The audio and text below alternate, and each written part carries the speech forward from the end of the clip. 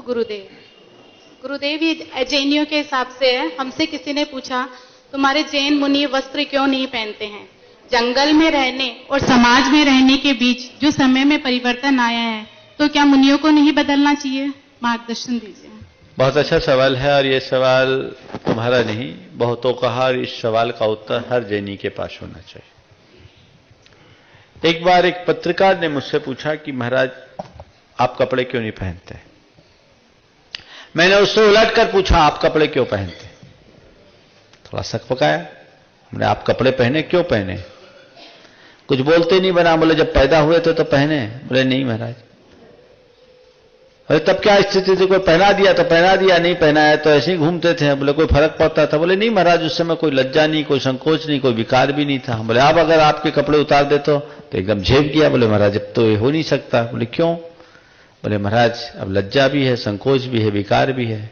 तो हमने कहा आपने शरीर पर जो कपड़ा पहना है अपने विकारों को छिपाने के लिए पहना है ना? बोले हाँ महाराज पहना है।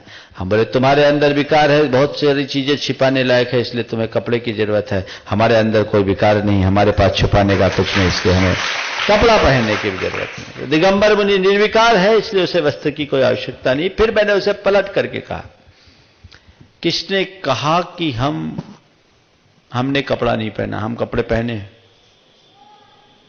किसने कहा कि हम कपड़ा नहीं पहने? हम कपड़ा पहने। आपको भ्रम है कि हम बिना कपड़ा के हैं। महाराज कुछ दिख तो नहीं रहा। बोले देखोगे तो दिखेगा, इन आंखों से नहीं दिखेगा, मेरे कपड़े अलग है। बोले क्या? बोले हम नग्न नहीं, हम दिगंबर हैं। नग्न तो भोगी विलासी भी होता है, नग्न और दिगंबर में बहुत अंतर है। जो भोगी विलासी हो नंगा है, और दिगंबर जिसने दिशाओं को अंबर यानी वस्त्र बना लिया है। तुम्हारे वस्त्र तंतुओं के बने हैं और हमारे 10 वस्त्र दिशाओं के, हमने दिशाओं को ओढ़ लिया। तुम्हारे कपड़ों का एक माप है, हमारे वस्त्र अमाप हैं। तुम्हारे कपड़ों को रोज धोना पड़ता है, गंदे होते हैं, मैले होते हैं, फटते हैं। हमारे वस्त्र को धोने की जरूरत नहीं है, वो एक बार पहन लिया, प्रकृति ने पहना करके भेजा और आज तक है, जीवन के अंतिम क्षण तक रहेंगे। तुम्हारे कपड़े का उल्टा सीधा भी होता है, पर हमारे वस्त्र का न कोई उल्टा है न सीधा है, अपितु दुनिया में जितने उल्टा सीधा करने वाले हैं उन सबको हम लोग उल्टे से सीधा करने का काम करते हैं। यहां कोई उल्टा सीधा का काम नहीं।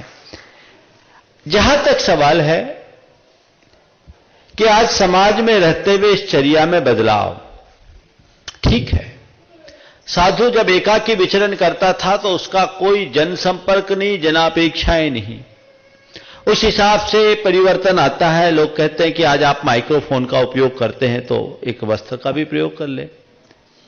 माइक्रोफोन का प्रयोग होता है धर्म की प्रभावना के लिए, इससे बहुजनों को लाभ मिलता है, इसलिए उपयोग करते हैं। आप लोग लगा देते हैं, हम लोग ना नहीं करते हैं। पर यह देख करके हम वस्त्र नहीं स्वीकार कर सकते, क्योंकि वस्त्र का खंड लेना यानी 100 झमेला पालना। कहते हैं फास तनिक सी तन को साले, चाह लंगोटी की दुख वाले। वो आते ही पूरी गृहस्थी आएगी। आप कह सकते हो महाराज वो हम प्रोवाइड करेंगे, इसमें कोई झमेला आपके पास नहीं।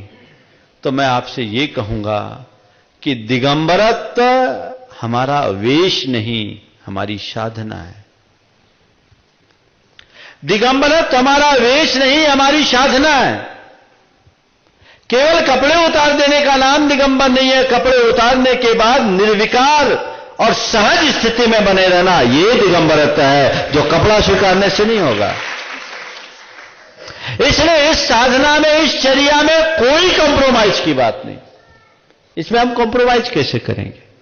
यहां किसी भी तरह का कंप्रोमाइज नहीं हो सकता। यह हमारा सहज, स्वाभाविक, प्राकृतिक रूप है। और फिर मैंने उससे पूछा, आप इतनी देर से मेरे पास बैठे हो, आपको क्या अनुभव हो रहा है? किसी साधु के पास बैठे हो या किसी नंगे के पास बैठे हो? दोनों हाथ जोड़े, बोले महाराज माफ करे, आपके पास बैठने के बाद लगता नहीं कि हम किसी नग्न के पास बैठे हैं, ये लग रहा है कि किसी ऊर्जावान साधु के पास बैठे हैं।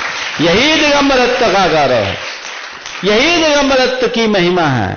इसे आप जानिए और यदि किसी के मन में दिगंबरत्व को लेकर के सवाल आता है तो बताइए कि ये अश्लीलता नहीं, ये हमारे स्वाभाविक रूप की स्थिति यथाजात मुद्रा है, निर्विकार मुद्रा है। इसीलिए गांधी जी ने कहा था कि नग्नता मनुष्य की आदर्श स्थिति है, यह उसका प्राकृतिक रूप है और युग युगांतरों से भारत की संस्कृति में इसे सम्मान दिया गया, प्रतिष्ठापूर्ण दृष्टि से देखा गया।